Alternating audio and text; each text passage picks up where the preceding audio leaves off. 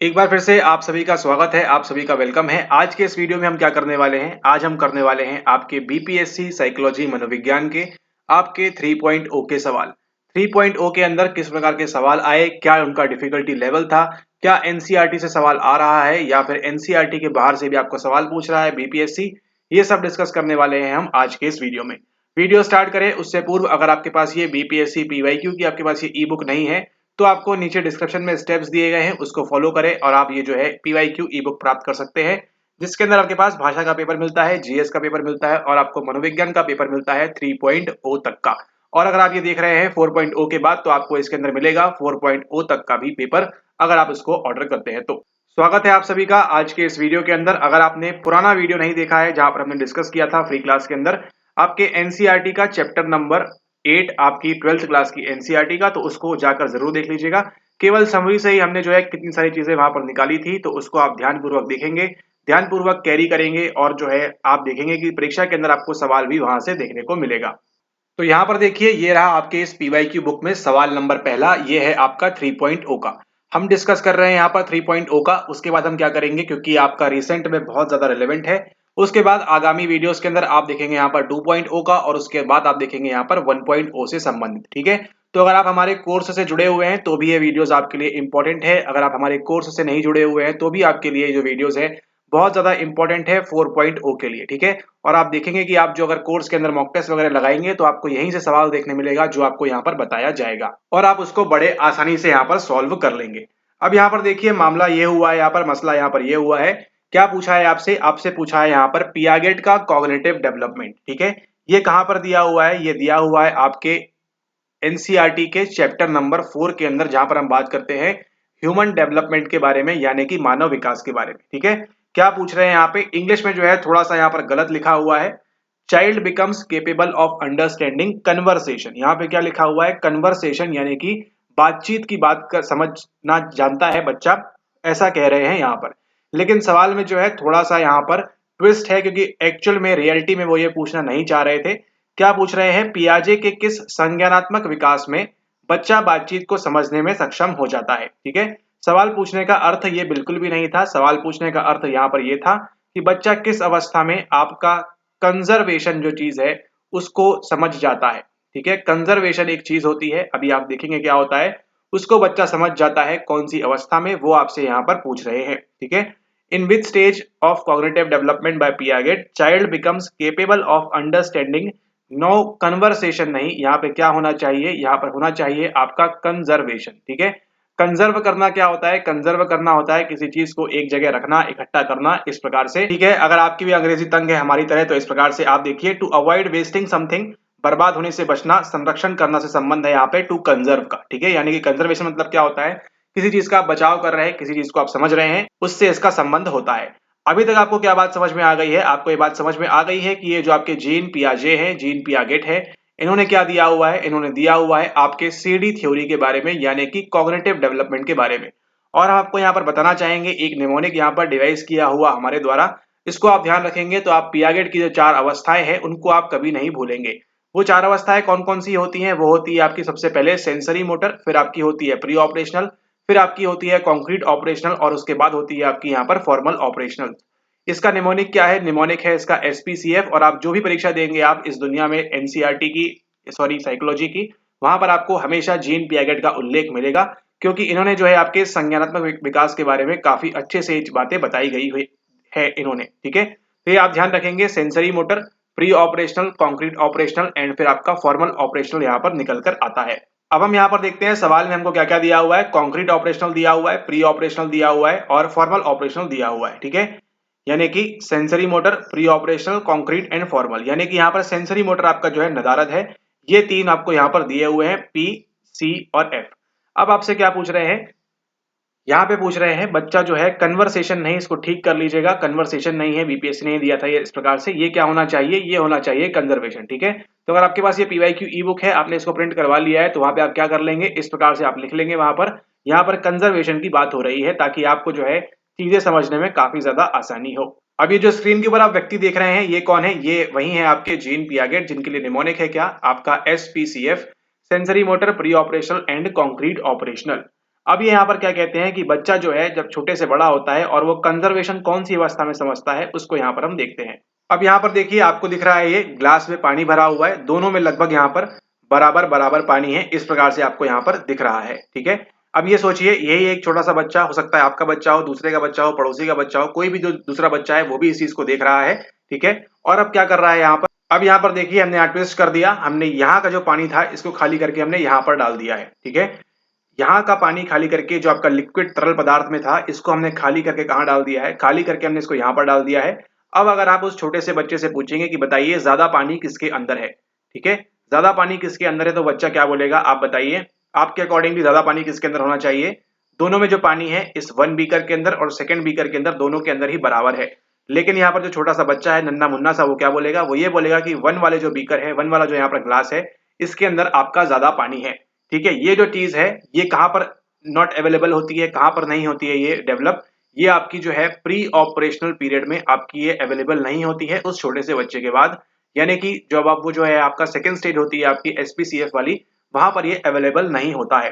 ठीक है, लेकिन पियागेट कहते हैं कि यही चीज बच्चा जो है जब समझना स्टार्ट कर देता है इस चीज के बारे में कि दोनों में जो है बराबर मात्रा में पानी है। एक और उदाहरण है इसका यहाँ पर क्ले का भी, अगली बार आपको क्ले से पूछ सकते हैं, पानी से पूछ सकते हैं, लिक्विड सॉलिड किसी फॉर्म में। जब बच्चा ये करने में, विभेद करने में बराबर बताना स्टार्ट कर दे कि दोनों में जो है इक्वल क्वांटिटी में आपको पानी है, तो आपको क्या कहेंगे, यहाँ पर बच्चा किस में सक्षम हो चुका है, बच्चा जो है यहाँ पर आपका यहाँ पर कंजर्वेशन करने में सक्षम हो चुका है। ठीक है, और जबकि पियागेट ने आपको बताया कि ये प्री ऑपरेशनल के अंदर डेवलप नहीं होता है। ये कहां पर नहीं होता है, ये आपके प्री ऑपरेशनल में डेवलप नहीं होता है। तो प्री ऑपरेशनल के बाद अगर कुछ चीज डेवलप नहीं है तो कहां पर डेवलप होगी, बट ऑब्वियस सी बात है वो डेवलप होगी आपकी यहाँ पर कॉन्क्रीट ऑपरेशनल के अंदर। ठीक है, कॉन्क्रीट ऑपरेशनल के अंदर आपकी जो यहाँ पर है ये आपकी फिक्स हो जाएगी, बच्चा जो है कंजर्वेशन करना यहाँ पर स्टार्ट कर देगा। ठीक है, यहाँ पे बच्चे की अवस्था कितनी है, यहाँ पे बच्चा जो है 7 से 11 वर्ष का है, और 7 से 11 वर्ष के जब आप भी रहे होंगे तो आप इस प्रकार से करने में सक्षम हो गए होंगे। लेकिन जब आप प्री ऑपरेशनल में होंगे, यानी कि जब आप 2 से 7 वर्ष के होंगे, तब आप ये करने में सक्षम नहीं रहे होंगे। ठीक है, और ये फॉर्मूला आती है वो आपकी आती है 11 से लेके 16 एडोलेसेंस तक आपकी यहाँ पे चलती है। ठीक है, तो ये बात आपको समझनी है, और इसका सही आंसर क्या होगा, सही आंसर होगा आपका ऑप्शन नंबर 1 ए, कॉन्क्रीट ऑपरेशनल इसका सही उत्तर है। एक बार इसको हम यहाँ पर हिंदी में देखते हैं क्या बोल रहे हैं। आपकी जो मूर्त संक्रियात्मक अवस्था है उसमें जो बच्चा है आपका कंजर्वेशन करने में सक्षम हो जाता है। कौन सी अवस्था में, केवल और केवल आपकी मूर्त संक्रियात्मक में। हमेशा ध्यान रखिएगा एक चीज के बारे में कि जब अगर कुछ चीज एस में नहीं हो रही है तो कहाँ स्टार्ट हो जाएगी, पी में हो जाएगी। जो चीज पी में नहीं हो रही है कहाँ स्टार्ट हो जाएगी, ये वाली अवस्था में हो जाएगी। और जो चीज यहाँ पर नहीं हो पा रही है वो कहाँ हो जाएगी, फॉर्मल ऑपरेशन में स्टार्ट हो जाएगी। अब देखिए 4.0 में गारंटीड आपका सवाल अगर बनाएंगे वो यहाँ से, तो क्या बनाएंगे कि आपकी जो लॉजिकल थिंकिंग, सोचने की जो आपकी क्षमता है अच्छी कब हो जाती है, तो वो आपकी होती है फॉर्मल ऑपरेशनल के अंदर। आपको कई सारे ऑप्शंस देंगे और वहां पे क्या टिक करना होगा, आपको फॉर्मल ऑपरेशनल वहां पर टिक करना होगा। ठीक है, यहाँ पे सही आंसर क्या है, सही आंसर यहाँ पर है आपका ऑप्शन नंबर ए, मूर्त संक्रियात्मक।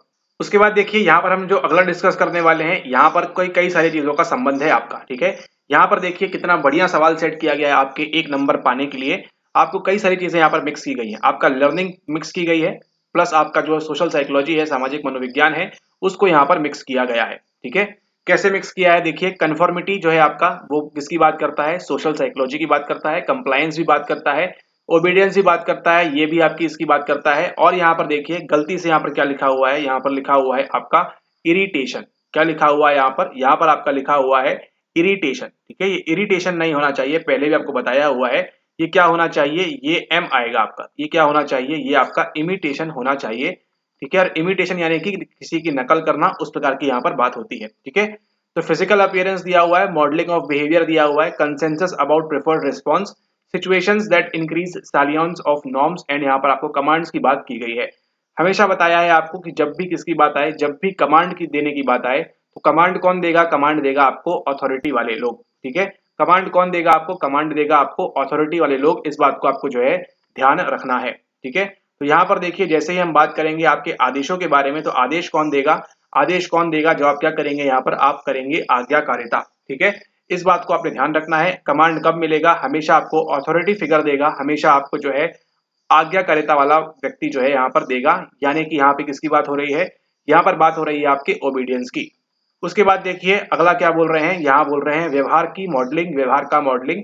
तो मॉडलिंग देखिए कहाँ से जाएगा, ये जाएगा आपके यहाँ पे अनुकरण करने से, ठीक है। मॉडलिंग यानी कि अनुकरण करना, उस चीज का यहाँ पर पालन करना, उससे यहाँ पर आपका आएगा। अब यहाँ पर देखिए ये दिया हुआ है आपको बोबोडॉल एक्सपेरिमेंट में आपने देखा था यहाँ पर, और उसी के साथ साथ यहाँ पे किसने दिया हुआ है आपको, ये दिया हुआ है आपको यहाँ पर अल्बर्ट बंडूरा ने, ठीक है। ये बात क्लियर हो गई।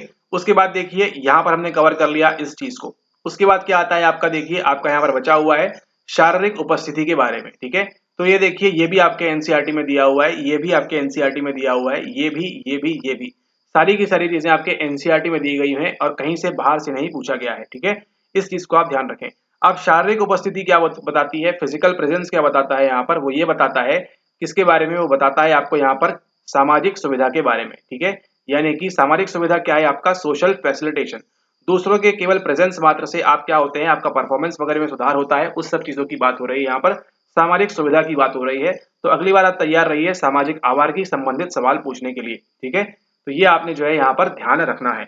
उसके बाद देखिए बात करें यहाँ पर पसंदीदा प्रतिक्रिया के विषय में आम सहमति जो है वो क्या जाएगी आपकी, वो जाएगी आपकी यहाँ पर, और ये दूसरों के प्रति अनुपालन की, और ऐसी परिस्थितियां जो मानदंडों की प्रमुखता को बढ़ाती है वो कहाँ जाएगी, वो जाएगी आपके मानदंडों के अनुरूप, ठीक है। तो इस प्रकार से आपका सही आंसर क्या हो जाएगा, सही आंसर हो जाएगा आपका यहाँ पर ऑप्शन नंबर ए, और इसको आप मैच कर लेंगे बड़े आराम से। एक बार यहाँ पर देख लेते हैं इंग्लिश वालों के लिए भी क्या बोल रहे हैं यहाँ पर, ठीक है। तो आपको और क्लियर हो जाएगा यहाँ पर एक बार फिर से, ठीक है। यहाँ पर देखिए कंफर्मिटी नॉर्म्स क्या बोल रहे हैं, देखिए दिया हुआ है इंक्रीज सेलियंस ऑफ नॉर्म्स, और कंसेंसस अबाउट प्रिफर्ड रिस्पॉन्स, ये भी यहाँ पर आपको दिया हुआ है, ठीक है। तो आपको ध्यान देना है इन चीजों के बारे में। अब यहाँ पर देखिए ये आपका सोशल फैसिलिटेशन, ये भी एनसीईआरटी में है। कंप्लायंस की अगर हम बात करें आपको जो देखिए इसके अंदर और चीजें ध्यान रखनी है, वो क्या है, प्रमुख तौर पर अगर हम बात करें आपकी सामाजिक मनोविज्ञान की, तो सामाजिक मनोविज्ञान के अंदर आपको जो चीजें ध्यान रखनी है, सोशल साइकोलॉजी के अंदर आपको जो चीजें ध्यान रखनी है वो क्या क्या है। सबसे पहले अगर हम बात करें नंबर वन पे है आपका ओबीडियंस यानी कि आज्ञाकारिता, किसके द्वारा दी गई है, ये दी गई है आपके स्टैनली मिलग्राम के द्वारा। उन्होंने ये एक्सपेरिमेंट परफॉर्म किया था जहां पर जो उनके प्रयोग थे, जो सब्जेक्ट थे, उनको क्या दिया गया था, उनको दिया गया था वहां पर इलेक्ट्रिक शॉक। उसके बाद जो अगला आता है आपका वो क्या है, वो है आपका सेकंड नंबर का, वो है आपका कन्फॉर्मिटी। कन्फॉर्मिटी में आप ध्यान रखेंगे हमेशा किसका नाम, आप ध्यान रखेंगे सोलोमन एश का नाम, ये आपको पूछेगा ही पूछेगा, ठीक है। सोलोमन एश का नाम ध्यान रखेंगे। और तीसरा आता है जिसका आपको नाम पढ़ने नहीं मिलेगा एनसीईआरटी में, लेकिन आप देख रहे हैं हमारा लेक्चर, तो यहाँ पे बात कर रहे हैं किसके बारे में, बात कर रहे हैं आपके कंप्लायंस के बारे में। तो कंप्लायंस के बारे में कौन बताते हैं आपको, ये आपको बताते हैं रॉबर्ट चियाल्दीनी, ठीक है। इनकी एक पुस्तक भी है जिसका नाम क्या है, जिसका नाम है इन्फ्लुएंस, ठीक है। अगर आप ये पढ़ना चाहते हैं तो पढ़ सकते हैं, काफी अच्छी किताब है, लेकिन आपकी परीक्षा के लिए जितना आपको मालूम पड़ेगा उतना काफी है यहाँ पर, ठीक है। तो कंप्लायंस के बारे में किसने बात की है, बात की है आपके रॉबर्ट चियाल्दीनी ने, ठीक है। इस चीज को आप यहाँ पर ध्यान रखें। ये तीनों ही जो आपके प्रमुख नाम है इनको आपको ध्यान रखना है काफी अच्छे तरीके से। उसी के साथ देखिए एक था आपका सोशल रोल्स के ऊपर आपका जो एक एक्सपेरिमेंट किया गया था, वो किसके द्वारा किया था, वो किया गया था आपके डॉक्टर फिलिप जिम्बार्डो के द्वारा, ठीक है। तो डॉक्टर फिलिप जिम्बार्डो का भी जो है आप यहाँ पर नाम ध्यान रखेंगे, ठीक है। इसी के साथ आपका जो है ये सवाल यहाँ पर सॉल्व होता है, जो कि था आपका सवाल नंबर सेकंड। ये सब चीजें सीखी आपने यहाँ पर। उसी के साथ आपने सीखा यहाँ पर सवाल नंबर 1 के अंदर किसके बारे में, आपने सीखा यहाँ पर जीन पियाजे के बारे में, ठीक है। और सेकंड में क्या सीखा आपने, सोशल साइकोलॉजी के कुछ कंसेप्ट सीखे, और उसी के साथ आपने क्या सीखा, आपने सीखा यहाँ पर, और क्या सीखा, और सीखा आपने यहाँ पर अलग अलग नाम किसने क्या दिया हुआ है, किसने क्या नहीं दिया हुआ है, प्लस आपने देखा यहाँ पर लर्निंग का अल्बर्ट बंडूरा वाला, ठीक है। और एक आपको ध्यान देना है, अल्बर्ट बंडूरा ने क्या बताया हुआ है आपको बताया हुआ है रेसिप्रोकल डिटर्मिनिज्म के बारे में। ये हमारे मॉक टेस्ट में जब 2.0 हुआ था, ये हमारे मॉक टेस्ट में तब इंक्लूड किया गया था, और 2.0 में सेम टू सेम सवाल आया था इससे संबंधित भी। तो ये आपको ध्यान रखना है, जैसा मॉक टेस्ट में मिल रहा है आपको वैसे का वैसा सवाल भी देखने मिला था, और कई सारे बच्चों ने वहां पर पास भी किया था, ठीक है। तो ध्यान रखना है आपको इस बारे में। आपको क्या बोलते हैं इसको हम बोलते हैं रेसिप्रोकल डिटर्मिनिज्म, इसको हम बोलते हैं पारिस्थितिक नियतिवाद। इसके अंदर भी 2-3 चीजें होती हैं, पर्सन, एनवायरमेंट और वो सारी चीजें, जिसका आप ध्यान रखेंगे, और आगे आने वाले वीडियोस में उनके बारे में भी हम एक्सप्लेन करेंगे। Alright, okay. तो इस वीडियो के लिए इतना ही। यहाँ पर हमने सॉल्व किए आपके टीआरई 3.0 के 2 सवाल। इसी प्रकार से आगे हम धीरे धीरे करेंगे, और इसी प्रकार से बाकी के जितने आपके सारे सवाल हैं 80 सवाल, उनको यहाँ पर हम कवर करेंगे, ठीक है। तो इसी प्रकार से आपको भी जो है पीवाईक्यू सॉल्व करना है, क्योंकि अब देखिए पीवाईक्यू जो है बाबू अब आपका जो है यहाँ पर रिपीट होगा, ठीक है। पीवाईक्यू आपका रिपीट होगा, इस बात को आप ध्यान रखें काफी अच्छे तरीके से। चाहे आपका जीएस हो चाहे आपका साइकोलॉजी हो, दोनों ही केस में आपके पास ये पीवाईक्यू रिपीट होंगे, और आपके पास ये पीवाईक्यू पुस्तक होना काफी ज्यादा जरूरी है, ठीक है। इस चीज को आप यहाँ पर ध्यान रखें। अगले वीडियो में फिर मुलाकात होगी, हम डिस्कस करेंगे आगे के आपके टीआरई 3.0 के नेक्स्ट 2 क्वेश्चंस इसी प्रकार के डिटेलिंग के साथ। तो वीडियो देखना ना भूलें, उसी के साथ अगर आप प्रिपेयर करना चाहते हैं बीपीएससी हमारे साथ 4.0 के लिए, तो आप ज्वाइन कर सकते हैं फुल कोर्स के अंदर, जहां पर आपको मिलते हैं एनसीईआरटी संबंधित वीडियोस, संबंधित क्या पूरी की पूरी एनसीईआरटी वहां पर खोल के रखी हुई है लाइन बाय लाइन। उसको आप करें काफी अच्छे तरीके से, वो आपके लिए मोस्ट इंपॉर्टेंट है। 100% आपके लिए मोस्ट इंपॉर्टेंट है आपकी एनसीईआरटी। प्लस उसी के साथ आपको मिलते हैं यहाँ पर स्पेशल लेक्चर्स, जो आपके लिए 150% इंपॉर्टेंट हो जाते हैं। और उसके बाद आपको मिलते हैं यहाँ पर क्या, आपको मिलते हैं मॉक टेस्ट। अब ये जो मॉक टेस्ट है 50 हो जाएंगे, एक बार आपका एग्जाम आ जाने दीजिए। आपके जो 10 रिमेनिंग है प्लस इसको इंक्रीज करके आपका 50 तक पहुंचाया जाएगा, ताकि आप जो है मल्टीपल प्रैक्टिस कर सकें और बार बार उस चीजों की प्रैक्टिस कर सकें। ठीक है, और ये आपके लिए 200% इंपॉर्टेंट हो जाएगा। इतना अगर आप कर लेंगे, साइकोलॉजी में कट ऑफ आप आराम से पार करेंगे। बस इतना ही करना है, एक्स्ट्रा कुछ भी करेंगे तो आपका नुकसान होगा, इसको आपने ध्यान रखना है। ठीक है, ओके। ज्वाइन करने के लिए आपको नीचे व्हाट्सएप नंबर दिया है, वहां पर जाकर आप फटाफट से ज्वाइन कर सकते हैं और इसी प्रकार के बढ़िया बढ़िया लेक्चर्स का आनंद उठा सकते हैं। तब तक के लिए धन्यवाद।